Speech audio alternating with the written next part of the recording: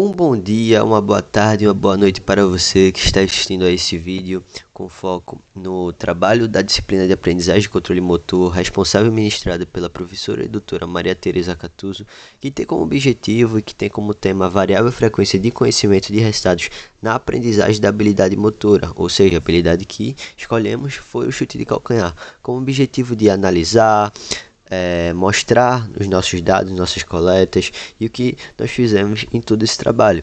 Aqui somos da Escola Superior de Educação Física de Pernambuco, né, a ESEF, PE, e aqui temos como os nossos integrantes Vinícius de Oliveira, Denilson Ferreira, João Guilherme, Alexandre Martins, Roberto Gomes e Erlon Dion. Nesse trabalho, vamos mostrar sobre a variável, né, da frequência do conhecimento de resultados, a sua demonstração, a experiência com a variável, a sua tarefa, os procedimentos, coleta, a medida da aprendizagem, testes, resultados, fases desse teste, relatos, né, de quem praticou essa aquisição de habilidade. Também temos a discussão e a conclusão, juntamente para seguirmos e darmos de antemão ao avanço do trabalho, né, e aos seus relatos. Bem, esse trabalho ele tem como objetivo explicar toda essa coleta de dados, né? Essa coleta de dados tanto na teoria quanto na prática, para que nós possamos fundamentar nossas bases de acordo com as habilidades ao chute de calcanhar, né? Que foi a nossa habilidade inventada e criada para que a gente pudesse estar mostrando aqui hoje. Então vamos dar seguimento com o slide. Trazendo um adendo sobre o nosso trabalho, nos baseamos no artigo, né, que a professora nos passou em sala de aula, que seria os efeitos da frequência de conhecimento de resultados na aprendizagem de diferentes programas de motores generalizados, que ele foi escrito, esse artigo, pela Suzette Tchaviakovsky e Goltani, né? E dando continuidade, vou falar sobre a apresentação variável do estudo, que entra o conhecimento de resultados, o CR, e apresentar a demonstração. Bom, o que seria a definição de demonstração? Efeitos da frequência de conhecimento de resultados refere-se à variável de instruções, onde a habilidade motora a ser aprendida é mostrada ou modelada para o aprendiz, que seria a apresentação de forma visual ou prática para que o aprendiz consiga captar as informações. Temos a importância da aprendizagem motora. Delas, temos 3 tipos de funções. A primeira, a função motivacional, onde aumenta a motivação do aprendiz quando vê a pessoa executando o movimento de forma correta. Ela se inspira mais e aumenta o interesse da atividade exercida. Temos a função de orientação, onde mostra o movimento, como o movimento deve ser feito e ajudar o indivíduo a entender melhor o movimento, perceber ritmos, direções e amplitudes do movimento. E temos a função relacional, onde envolve a interação do professor e o aluno, fornecendo comunicação e relação pedagógicas, onde isso aumenta o vínculo de confiabilidade e melhora a relação. E um exemplo disso, temos um estudo que investigou essa variável de demonstração e seus resultados. O nome dele é Efeitos da frequência de conhecimentos de resultados na aprendizagem de diferentes... Bom, agora temos a experiência com variável. Nela, participou 2 homens adultos, com as características de, em média, 23 anos, os dois. A altura média entre eles é de 1,85 e a massa média entre eles é de 89. E critérios de inclusão é de nunca ter realizado essa tarefa específica antes. Oi, gente, eu me chamo Roberto e eu vou falar sobre a tarefa que foi realizada pelo nosso grupo, tá? Qual foi a meta da tarefa? Era acertar o alvo com o chute de calcanhar, beleza? A gente pegou o indivíduo, botou ele de costas e ele tinha que acertar os alvos que estavam na parede com o calcanhar, tranquilo? Quais foram as regras que o nosso grupo utilizou?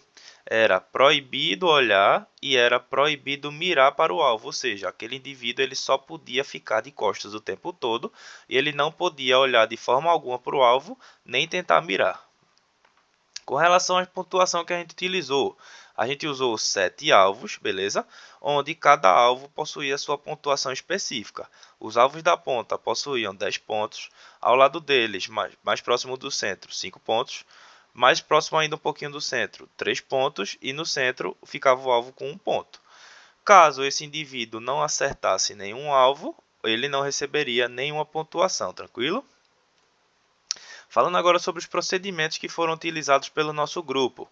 A quantidade de prática, ou seja, o nosso grupo ele utilizou 3 blocos de prática, beleza? A primeira foi a aquisição, a segunda foi a retenção e a terceira foi a transferência. Ah, Roberto, teve intervalo entre esses blocos? Sim, a gente fez um intervalinho de 5 minutos entre cada bloco, ou seja, fazia o teste de aquisição, 5 minutinhos, fazia o teste de retenção. Fazia o de retenção, dava mais 5 minutinhos, fazia o teste de transferência, beleza? A variável que foi manipulada pelo nosso grupo foi a frequência de resultado, sendo ela em 100% e sendo ela em 50%. Ou seja, o que é a frequência de resultado 100%? Aquele indivíduo realizou 10 tentativas, se ele acertou as 10 tentativas no alvo, era 100%, beleza? Aquele indivíduo realizou 10 tentativas e acertou 5 no alvo, 50%. E isso é a frequência de resultado, certo? É a quantidade de vezes que aquela pessoa acertou os alvos. Falando agora onde foi a localização, o local da realização da atividade. Foi na sala fechada, onde a gente utilizou o lab da ESEF para realizar essa atividade. A gente pegou 2 indivíduos, montou os alvos na parede, pegou uma fita, colocou no chão para a bola ficar sempre no mesmo ponto. Essa fita a gente demarcou de vermelho para ficar fácil de identificar ela no chão. E aí a gente sempre botava a bolinha na frente dela e o indivíduo chutava essa bolinha de costas com o calcanhar e tinha que acertar os alvos, beleza? Ah, Roberto, durante essa atividade, teve ou não a existência do feedback? Teve. A gente fez o feedback extrínseco, ou seja, teve o primeiro indivíduo, onde toda vez que ele realizava essa tarefa, ele recebia o feedback do avaliador, ou seja, ele fez a primeira vez com o calcanhar, o avaliador ia lá e ó, você fez legal, não foi legal, você tem que posicionar a perna de tal forma, você tem que posicionar seu corpo de tal forma. E depois, com o outro indivíduo, também foi o feedback extrínseco, só que a frequência dele foi a reduzida, ou seja, aquele indivíduo realizava uma tarefa, quando ele realizava a primeira vez, ele recebia o feedback, quando ele realizava a segunda vez, ele não recebia, ou seja, esse feedback ficava de forma reduzida ou intermitente, tranquilo? E com relação aos intervalos, o intervalo foi do tipo passivo, ou seja, quando o indivíduo ele realizava a primeira tentativa, para a próxima ele ficava paradinho lá no local dele, não ficava tentando realizar aquela atividade, ou seja, ele não ficava tentando praticar aquela atividade sem a bolinha, tá? Ele fazia a atividade, fez o calcanhar, acertou, errou, ele ficava parado, esperava o avaliador ir lá buscar a bolinha, arrumava as pontuações novamente e trazia para ele, tranquilo? A atividade desenvolvida foi o chute de calcanhar, onde separamos em 2 grupos. Grupo 1 receberia 100% do conhecimento e resultado e grupo 2 receberia 50% do resultado. Nossa prática foi desenvolvida em um ambiente fechado, uma sala, onde possuía um piso liso e alvos previamente definidos, com pontuações variadas de 10, 5, 3 e 1 ponto. Vale salientar que nossos alunos não tinham nenhum conhecimento prévio da prática e não poderiam ver o alvo que estava atrás deles.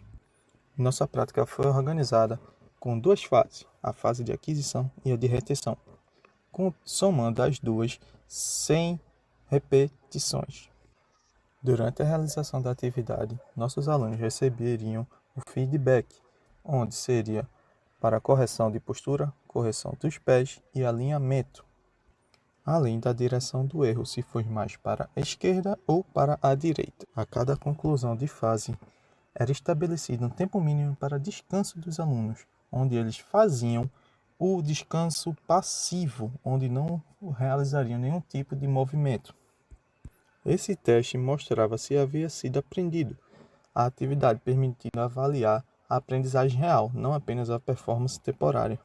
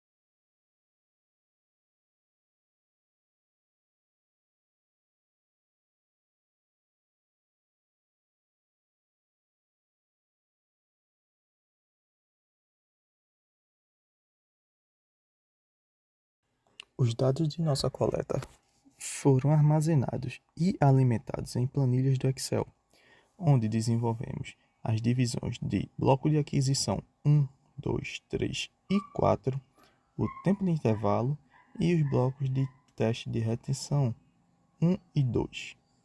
O tempo de intervalo entre cada tentativa era de 5 segundos e intervalo entre blocos era de 1 hora, para melhor aquisição da atividade.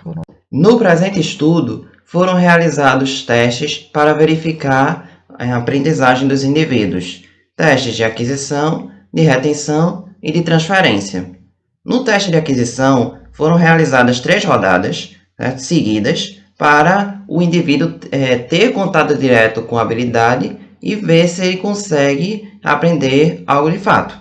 Depois, foi dado um determinado descanso para fazer com que a memória esquecesse da habilidade e, posteriormente, foi realizado o teste de retenção. E no caso desse teste de retenção, ambos os grupos, tanto de 50% de conhecimento de resultado quanto os de 100%, apresentaram uma melhora no desempenho ao longo dessa fase. Teve uma tendência também de superioridade para o grupo de 50%, porém ela não conseguiu ser significativa o suficiente para haver uma divergência entre os grupos. No teste de transferência, os indivíduos foram desafiados a aplicar a habilidade aprendida nos outros testes em situações adversas. E, assim como no teste de retenção, observou-se uma tendência de superioridade do grupo de 50% de conhecimento de resultados em comparação ao de 100%, mas nada que gere uma diferença significante entre os grupos. Então, qual é a conclusão que o estudo aponta? Que reduzir essa frequência de conhecimento de resultado pela metade não prejudica a aprendizagem dos movimentos. Então, dar feedback a cada tentativa não se torna necessário. Bom, falando um pouquinho dos resultados, temos a análise desses dois gráficos, onde o primeiro gráfico da esquerda representa o primeiro participante, que teve 100% do conhecimento de seus resultados. O segundo gráfico da direita representa o segundo participante, que teve 50% do conhecimento de seus resultados. Bom, os dois participantes tiveram 100 tentativas para a realização dessa habilidade e 10 segundos de intervalo entre cada uma das tentativas. Bom, essas 100 tentativas foram distribuídas entre os 5 blocos do teste, onde cada bloco equivale a 20 tentativas. Bom, esses 3 primeiros blocos, o laranja, o azul escuro e o verde, representam o teste de aquisição e os 2 últimos blocos representam o teste de transferência. Bom, o primeiro participante ele recebe seu feedback após cada tentativa. Ele vai executar uma tentativa, vai ter os 10 segundos de intervalo e o avaliador vai dar seu feedback, onde vai ser informado a pontuação adquirida, a direção do chute e a correção postural, onde vai ser corrigido a posição dos pés, alinhamento da coluna e posição dos membros superiores. No segundo participante, como ele só tem 50% do conhecimento de seus resultados, ele só vai receber seu primeiro feedback após as 10 primeiras tentativas. Ele vai executar 10 tentativas sem feedback. Após as 10, vai ter 10 segundos de intervalo. Após 5 segundos desses 10 segundos, ele vai receber seu primeiro feedback, onde o avaliador vai dar as mesmas informações dadas para o primeiro participante.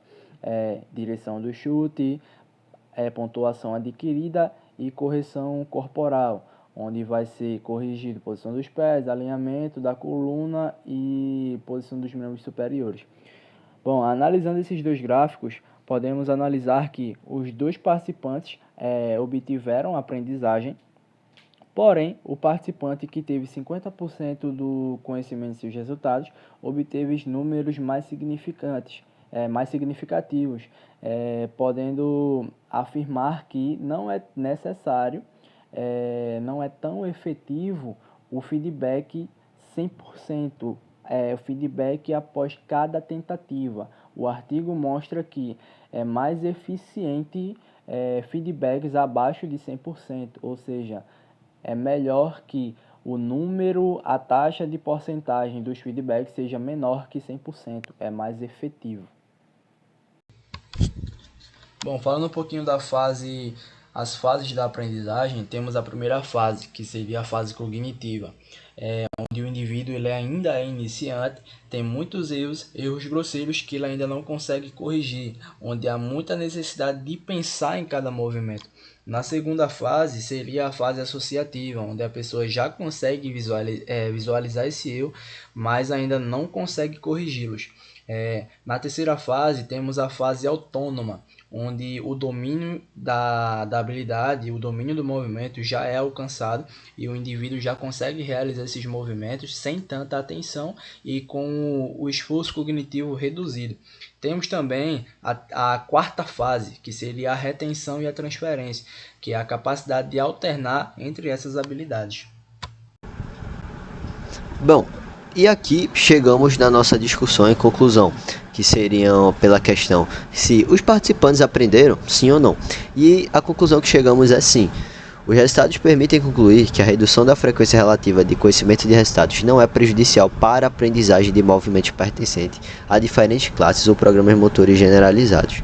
Ou seja, tudo isso, todo esse nosso estudo que nós elaboramos, nós pesquisamos, nós testamos e praticamos com o chute de calcanhar, a gente pode perceber que o comando de resultado existem dois, que seriam justamente o que o artigo traz, o absoluto e o relativo. Frequência absoluta, né, é importante para o aprendizado e a frequência relativa é boa para a aprendizagem, no final das contas também, sendo menos de 100%. Ou seja, o absoluto a gente vai ter um conhecimento de resultados de 100%, a gente vai instruir aquela pessoa 100% em todas as tentativas da aquisição da habilidade enquanto ele está praticando, e a relativa seria menos do que 100%, ou seja, do que se usou no artigo foram os 50%, e aqui também, no nosso trabalho, utilizamos os 50%, como foi mostrado na planilha e nos relatos. E nos resultados também, né? E de forma que, por mais que a gente não tivemos, né, resultados significativos em relação dos 50% a 100%, podemos ver que os 50% eles foram muito mais eficazes do que os 100%. E por que isso se dá? Qual a explicação sobre isso?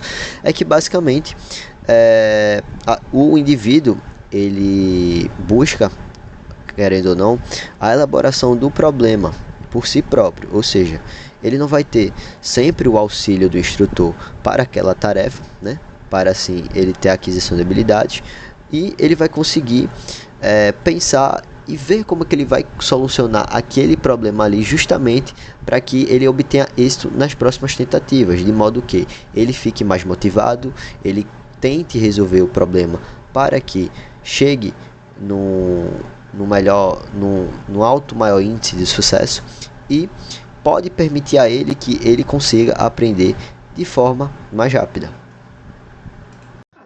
O participante número 1 recebia o conhecimento de resultado em 100% das tentativas, logo após a execução, e o pesquisador sempre lhe dizia a pontuação exata e a direção do seu erro. Segundo ele, abre aspas, era ótimo, pois ele se sentia mais confiante, porque a cada 10 segundos ele tinha informação precisa no que ele precisaria melhorar para o próximo movimento, mesmo que fosse totalmente diferente da tentativa anterior. Porém, ele se sentia mais seguro e exato do que ele pretendia fazer, mostrando que o feedback externo muitas vezes é essencial para a prática desportiva ou para a prática do dia a dia. O participante número 2, que estava no grupo que recebia o conhecimento de resultado em apenas metade das tentativas, ou seja, 50% de frequência, em seu relato se disse muito confuso em muitas das vezes que foi realizar a prática, pois em uma tentativa ele recebia o feedback, mas na tentativa seguinte não recebia nenhum tipo de feedback, assim dificultando seu posicionamento, tendo que confiar apenas na sua sensação de corpo, memorizando o posicionamento do seu corpo e dos seus pés quando havia desenvolvido um bom resultado. Bom, seguindo o nosso segundo e último tópico da discussão e da conclusão, colocamos o porquê. E basicamente o porquê seria usar os recursos teóricos da teoria do esquema ou o artigo base, nada mais nada menos, a teoria do esquema ela vai sugerir que a prática repetida de habilidade vai levar à criação de esquemas motores na memória, né? Que são esses esquemas, são regras gerais, né? Que vão armazenar informações sobre como o movimento deve ser realizado, né? Que foi a partir daí que a gente se utilizou justamente do que o artigo ele próprio citou nas suas metodologias, que foram os 3 blocos, os intervalos para a aquisição da habilidade, né? E para o avanço, a progressão desse avanço, tanto no absoluto quanto no conhecimento de resultado relativo. E se utilizamos também do artigo base, que foi justamente o artigo que nos baseamos para fazer o trabalho. Então, reformulamos, repensamos, criamos, tivemos a criatividade de fazer esse chute de calcanhar justamente com essa ênfase de dar a sequência a uma habilidade nova.